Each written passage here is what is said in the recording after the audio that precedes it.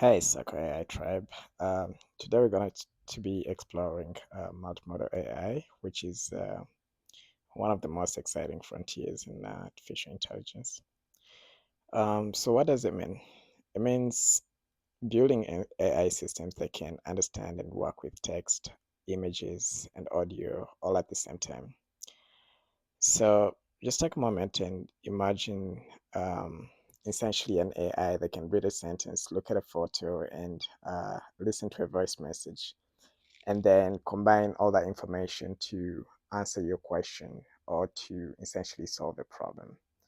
That is the power of multimodal AI that we're going to be discussing.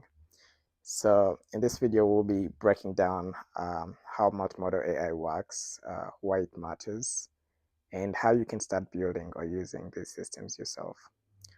So, which part of multimodal AI are you most curious about? Is it text, images, audio, or how they all come together? Let us know in the comments and if you need any support with anything. So, here's what we're going to cover. First, we'll look at why multimodal AI is such a big deal right now. Then, we'll break down how these systems actually combine different types of data. And then next, we'll look at some real world examples and applications. And finally, we'll talk about how you can start learning and experimenting with multimodal AI today.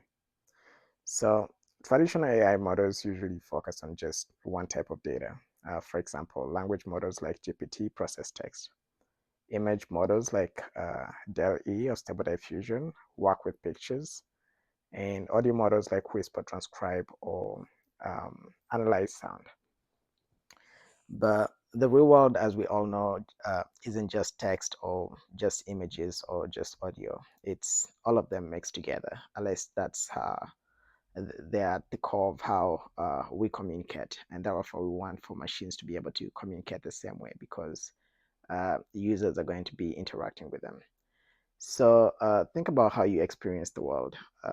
You read, you see, and you also listen. You essentially combine all that information to understand what is happening around you. Multimodal AI tries to do the same thing. It brings together different types of data so AI can understand more, make better decisions, and interact with us in more natural ways that we can relate to. So why does this matter? Because um, the most interesting problems and the most valuable applications often require understanding more than one kind of input to make sense. So, for example, a virtual assistant they can look at a photo that you send, listen to your question, and also reply with a spoken answer and a helpful image. Or a healthcare AI that can essentially read a patient's medical records, analyze X-ray images, and also listen to a doctor's voice memo, all with the help of um, this multimodal approach to be able to help with the diagnosis. This is why companies like OpenAI, Google, and Meta are investing heavily in these models. Um, now that we've looked at a brief of that, let's dive into the nuts and bolts of it all. How does multimodal AI actually combine all of these different types of data? It essentially all starts with something called an encoder. Each type of data, text, image, or audio, has its own encoder, which is a special neural network that is trying to turn that data into numbers or vectors. Let's break it down a little bit more. When you feed an image into a multimodal system, the image encoder breaks the picture into tiny patches. It analyzes each patch, looking for edges, colors, textures, and objects. In the end, it creates a set of numbers that represent what's then in the image. Think of it like pixels of a picture, right? So when you input text, the text encoder splits your words into pieces, looks them up in its vocabulary, and then processes them through layers that track how the words relate to each other. Again, you get a set of numbers that represent the meaning of the text. Audio also works the same way. The Audio encoder turns sound waves into a sequence of numbers that capture things like tone, the pitch, and even emotion. All these encoders then together produce vectors. Think of them as points in a huge multidimensional space where similar ideas end up close together. This makes it easy then to retrieve them later when needed. But here's essentially the bit of the magic, or where the magic happens. Multimodal AI essentially learns to map all these different types of data into the same space. That means a picture of a cat, for example, the word cat, or the sound of the cat, and any other uh, picture you can imagine, essentially. They all get mapped into these similar spaces.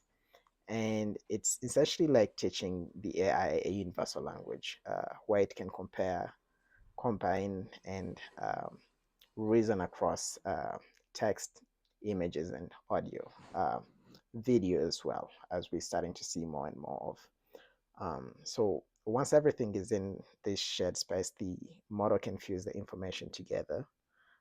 It can answer questions about images, generate captions, match audio to pictures, and much more. Um, for experts, this often involves a fusion of layer or a transformer model that brings the different streams together.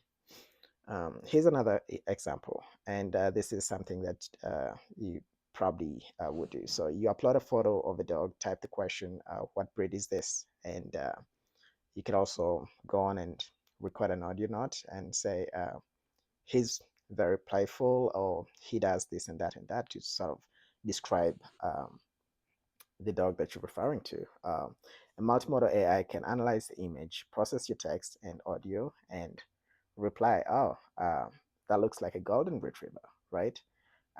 It's known for being friendly and playful. So what it's essentially doing is it's getting all these patterns, putting them together, and then giving you the response, because those patterns match exactly what you are describing as well. So now that we know how multimodal AI works, where is it being used today? Let's take a look at some real world applications of this. First, we have virtual assistants. Modern assistants can look at your photos, listen to your voice, and also essentially read your messages, all to help you faster and more accurately. Second, you have accessibility tools. Multimodal AI can help people with disabilities by turning images into spoken descriptions or transcribing audio into text and matching it with user cues. Um, this hints a little bit to augmented reality. At least we did see a bit of that with AR, but we're seeing this more and more, even on mobile devices. And then fourth, we have health. Okay, skip the third. Third, we have healthcare. Doctors can upload patient notes, X-rays, and also voice memos, and an AI can combine all that information to help with the diagnosis or treatment suggestions. Um, Fourth, you could look at content creation. For example, a lot of content creators um, are looking for, seeking out for such tools where they could essentially be able to, leverage a tool to write a script, maybe generate images, or even add voiceovers just from a single prompt, right? Or just to cut back on the time that it goes into creating content. Fifth, you have e-commerce. You can upload a photo of a product, for example, on a website of choice, and describe what you're looking for, and even ask questions by voice. And then AI goes on to combine all this to recommend the perfect item. And finally, we're starting to see this more in education.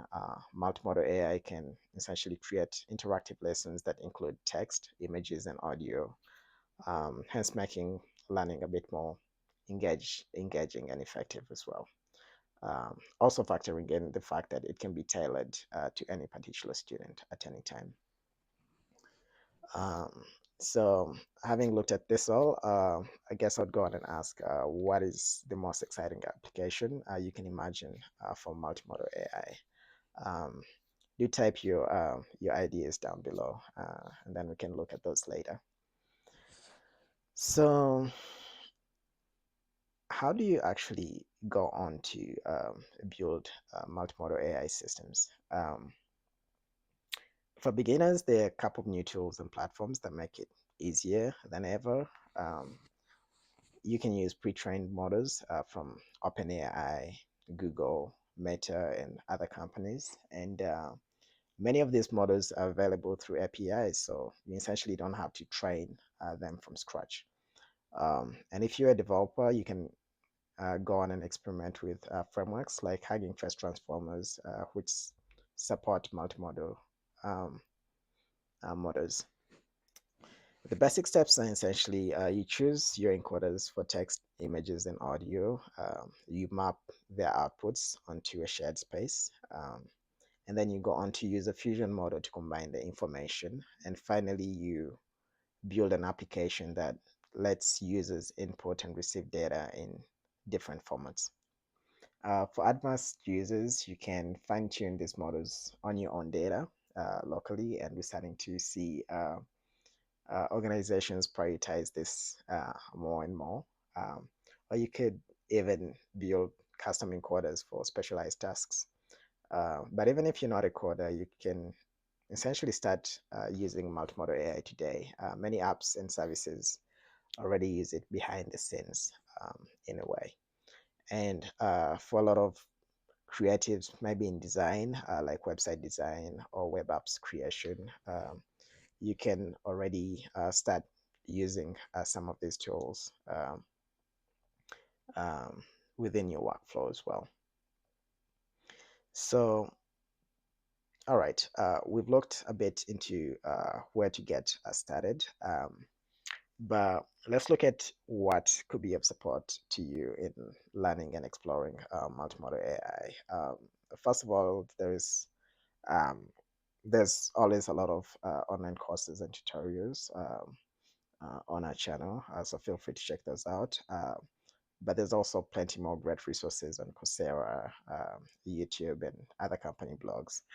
Um, and to us, it's important to essentially make time to try out the technology yourself, because learning the theoretical bit is one part, but going on to work on projects, uploading images, recording audios, and typing text into these multimodal apps essentially helps you see what happens so you can better iterate accordingly. Um, and then look out for AI communities. There's plenty of those. Reddit, Discord, and forums are all full of people that are sharing projects, tips, and new discoveries. And if you're struggling with a project, definitely feel free to um, share any particular bit that you're struggling with, and there'll be lots of people to help you out with that. So networking definitely comes in handy. Um, and like we already said, experiment, right? Best way to learn is by doing. Combine different types of data, see what works, share your results, and get other people's opinions as well. All right, that was all we have for today. If you found this video helpful, definitely do subscribe, share this video, and also check the link below in the comments for the full playlist if you want to follow along for the past and other future videos regarding this topic. All right, see you in the next one.